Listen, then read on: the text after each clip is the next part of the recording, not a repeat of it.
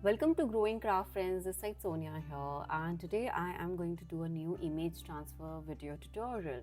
Now before doing that I had to clean up my messed up table. Why? Because I'm working on a pregnancy scrapbook and my table is all messed up. So I'm still working on that project. That project will be live soon on our YouTube channel, and this is a scrapbook which I'm working on and I'm super excited. Now that's a tutorial which you will be watching soon, but before doing this image transfer tutorial on a glass plate, I had to clean up everything and it took me a lot of time.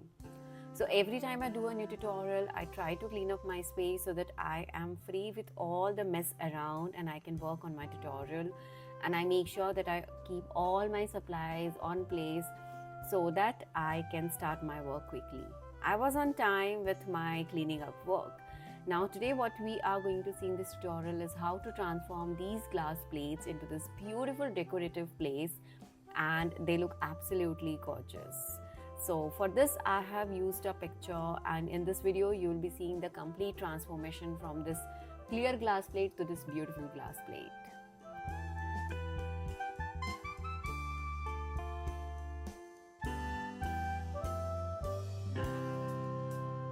So this is a beautiful glass plate on which we are going to do our photo transfer or image transfer, you can call it, and this plate has a very beautiful depth and we are going to cover that.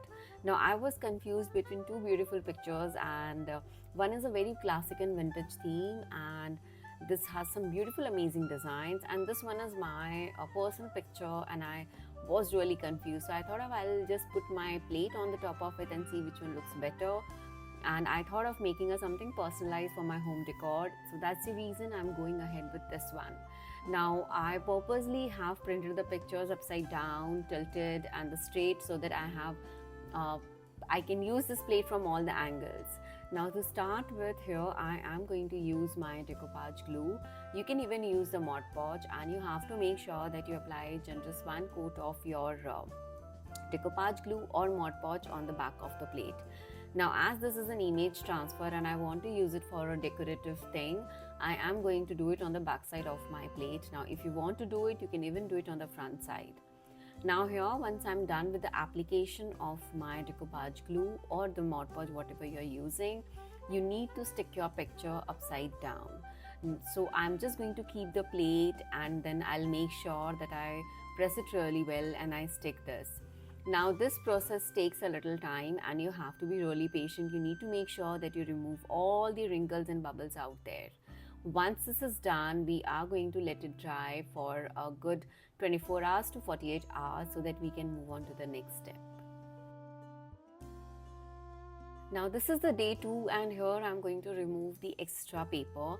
So I'm using a filer. You can even use a sandpaper to remove all the excessive parts from your glass plates, and this is super easy technique, and in 24 hours your decoupage glue or the Mod Podge has dried out completely. So this comes out really easy and fast. So once you're done with this, you will be able to see your picture completely. But now here is the best part of this tutorial, but do make sure that you have cleaned up everything before that. Now to move on to the next step, we will need a clean tap water, and I'm going to have a good big flat brush. This is my technique. What is your technique? Let me know in the comment section. So now here I am going to use my paintbrush. I'm going to dip a lot of water on my image and then I'll start rubbing it very gently. Now this process takes a little time. The video is in a speed mode. You might not realize the exact time, but it took me almost 15 minutes to rub out all the excessive paper. So here the trick is, keep on soaking the paper as and when needed. Do not add too much of water, and the moment you are done with this, you can just start rubbing your paper. You have to be very gentle with this process. I absolutely love this process because this is really therapeutic, and I love doing a lot of photo transfers on my glass plate, glass jars, even on my glass bottles too, and they are, I think, one of the best ways to decorate your homes.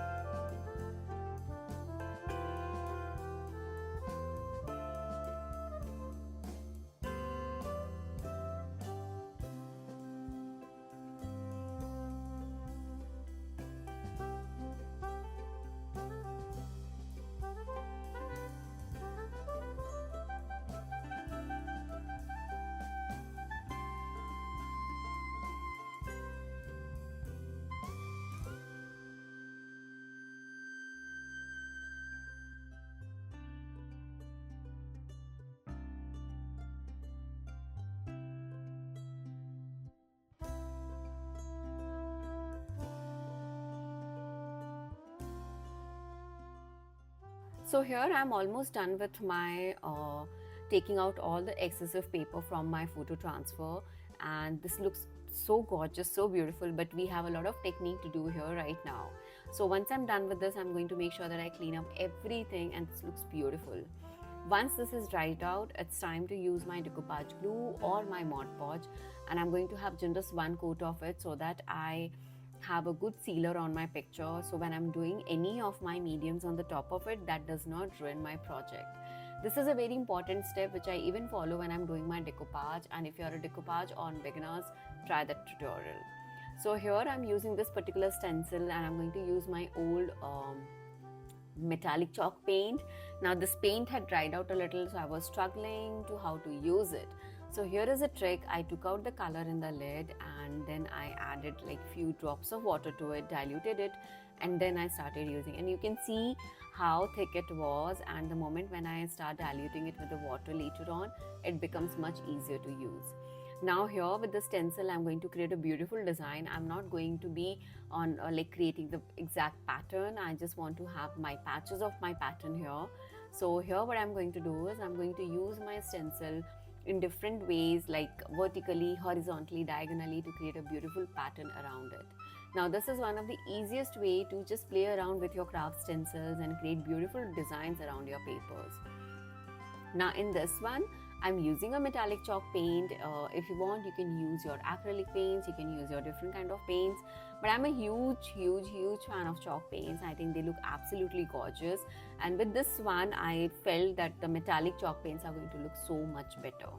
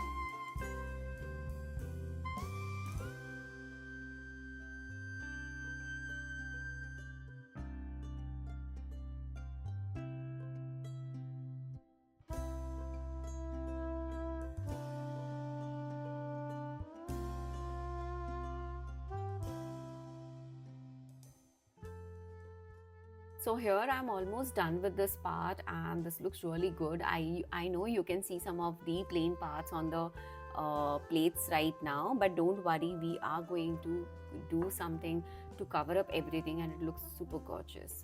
So here once I'm done with this, I'm going to take the same chalk paint and just rub it around the edges.